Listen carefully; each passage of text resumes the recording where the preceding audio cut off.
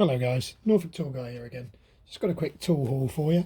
I've got a box of things I got off eBay, just a little bundle, and then I've got, as you've probably seen from the thumbnail, my parents got me a Christmas present of a bunch of old tools. So it's basically a Christmas present tool haul. So I'm going to run you guys through that now. So we'll start off with the box of eBay stuff. So a little unboxing for you. What I have in here, and I don't know why, but I'm just doing all these sort of clearance jobs in tool hauls.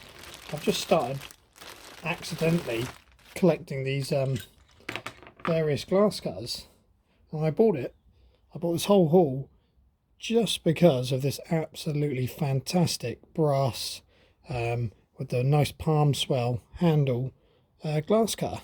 I just think this thing's an absolute beauty. I would tell you who it's made. It's made by,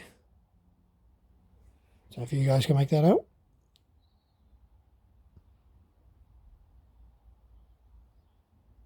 Rent & Co. Sheffield, or what's left of Sheffield.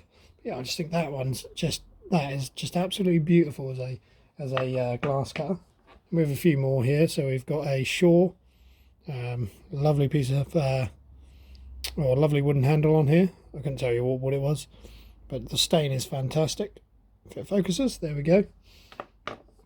We have another Shaw. This one's the metal handle, the spoon sort of grip for your thumb. And then we have a unbranded one, but still, yeah, I just thought these are absolutely great. These are really good condition, really nice stain on the handles. So I thought, why not? You know, as I've started collecting glass cutters by accident, I might as well continue that trend. Right, now we'll get through into the large Santa bag full of tools. So first thing I've got out of the bag is this. I had to put it down here for scale. This absolutely enormous screwdriver, or turn screw. We've got D. Hale Bros Ltd, made in Sheffield.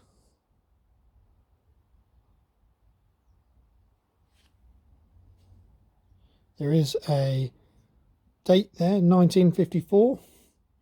I'm not sure if this is military or not. Haven't been able to make out a crow's foot yet, but one may come up after cleaning it. But yeah, I just thought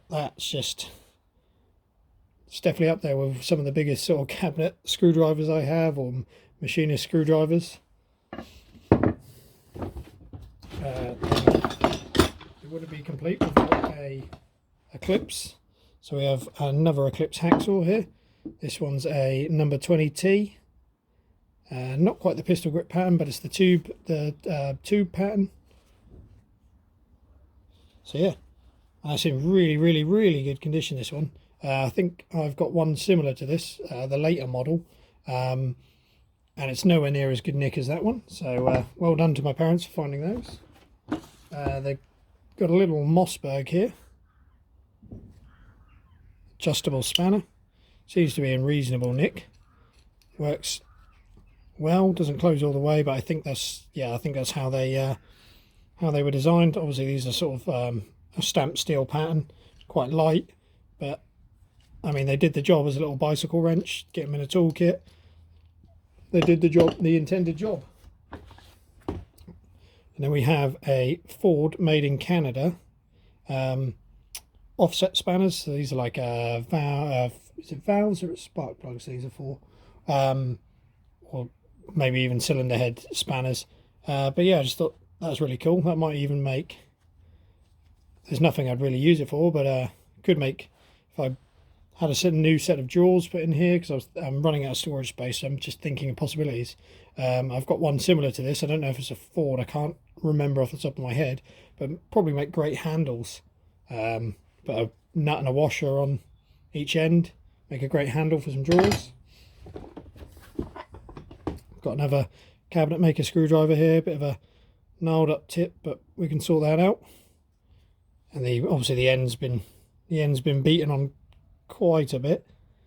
no maker's marks, possibly what's left of one there, but not much to it. But yeah, another fantastic screwdriver. We've got a Proto, so I can add that to my Proto box. Proto All Professional, so it's a Proto Professional in 7/8 both sides, so it is a 7/8. Get my words out today. Combination spanner. We have quite an interesting pair of I think there's a gas pipe pliers or pipe pliers. Got 3 notches, obviously for different size pipe work. But they're pretty gnarly. A slight bend in the handle, but I'm sure I can straighten that out with a bit of heat. And now I've got another thing to show you guys as well. I might as well add this to this video. As we're sort of smashing through it, then we've got another sort of bendy. Like, look at that. I don't know if that's intentional or that's just something that's happened over years of use.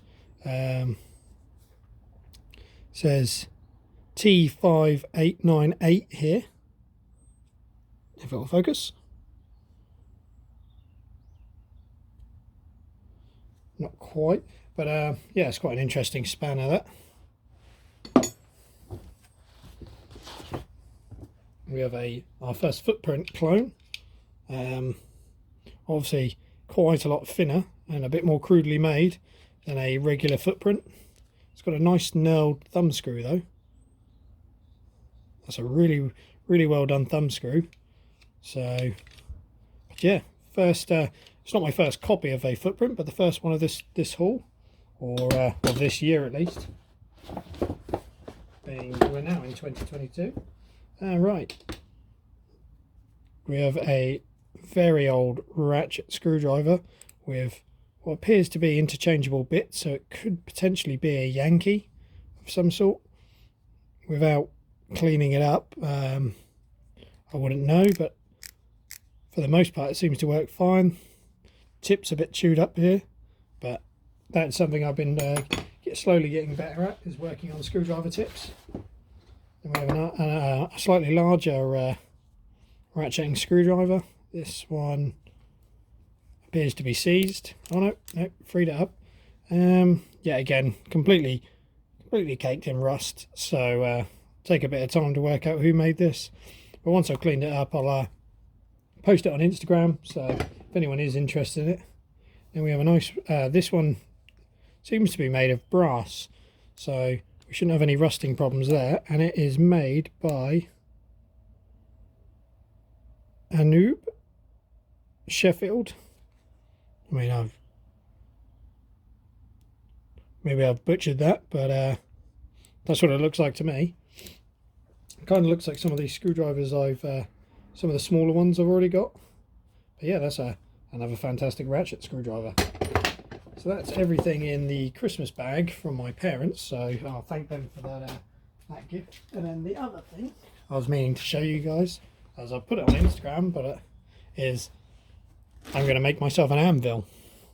I got given a piece of rail the other day. So let's get a ruler. So it's just under 9 inches of rail. So I should make a fairly decent anvil out of that.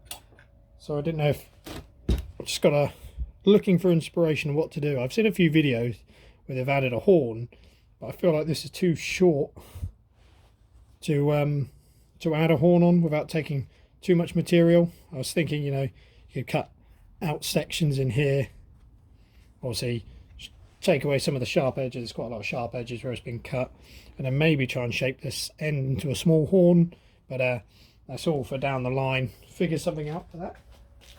So yeah, that's everything I've got for you today, guys. So thanks for watching. I hope everyone had a great new year and a fantastic Christmas. Yeah, so if you liked what you saw, please like and subscribe. Leave any comments on anything I may have missed, or anything you're interested in or know a little bit more about. So yeah, cheers. Thanks, guys.